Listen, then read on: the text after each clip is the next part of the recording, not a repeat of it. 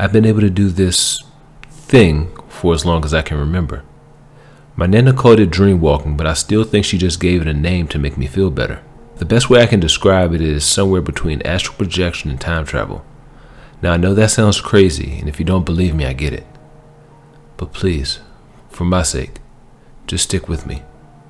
Dream walking happens like this. Every night when I go to sleep, I picture a place in my mind. The place has to be either someplace I've been before or know enough about that I can build the experience in my mind. For example, I can picture a beautiful beach somewhere off the coast of Italy, and I can imagine the warm sand on my toes, the squawk of seabirds, faint music floating in the air from someone's speakers. But I can't do the same with some far-off alien galaxy. After a few moments of imagining the place I want to go to, I'm just there. I go to bed in my shitty Charleston apartment, and then I'm sunbathing in St. Lucia. I know it probably sounds like I'm just really good at lucid dreaming, but my body physically goes there. One of the first times I can clearly remember dream walking was when I was 7 and homesick with the flu. I was watching the Disney Channel, and as I started to fall asleep, I imagined what it would be like to go to Disney World. I pictured the big castle and the crowds and the rides. I could smell popcorn and sunscreen and heard a baby crying. The next thing I know, my nana is shaking me awake and demanding to know how I got this ridiculously large Mickey Mouse balloon in my bedroom. I've had fun with it.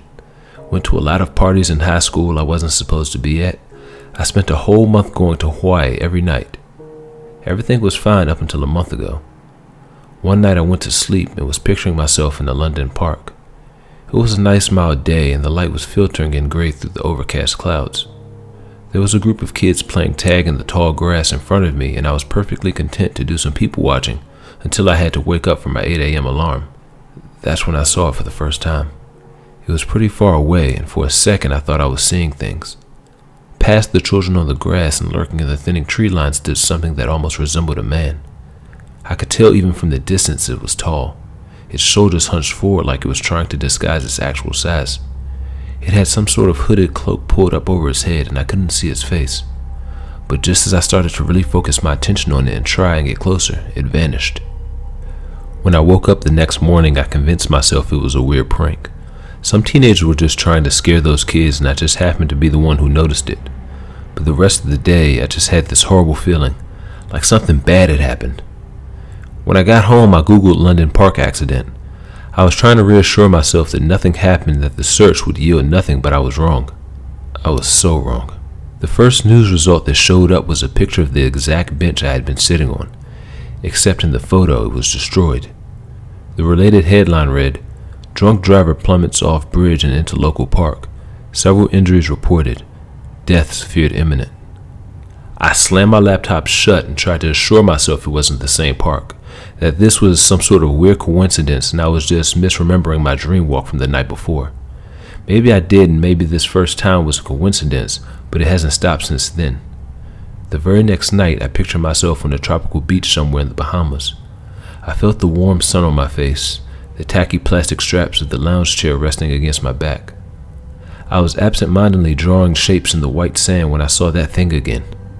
This time, it was just a little closer. It stood further down the beach from me. It was hunched over the surf, letting the salt water lap at its long arms. I shut my eyes tight and tried to will it away. I was hoping it was some kind of actual dream invading my walk, like a nightmare was breaking through from my subconscious, but when I opened my eyes again, instead of being met with more sun and sand, I saw the stained ceiling of my bedroom. Against my better judgment, I immediately grabbed my phone and searched Bahamas, and then added recent deaths and hit enter. My heart hit the bottom of my stomach, and then promptly rocketed into my chest, causing me to heave the tropical cocktail I had been sipping on before that thing had showed up out of my stomach and onto the floor. The first related article was only a few hours old and read, "Honeymooners killed in tragic accident. Scuba gear malfunction kills newlyweds." I decided at that moment I was never going to dreamwalk again. I had no idea if I was somehow causing this, but I couldn't risk it. The problem is I can't stop. I don't mean I can't stop as in I'm addicted to it. I mean my body physically starts even if I don't picture anything. I tried for a week straight. I would close my eyes and think of nothing. I would picture an endless white void, no sounds, no people, just blank emptiness. But the second I fell asleep, I was at the Grand Canyon.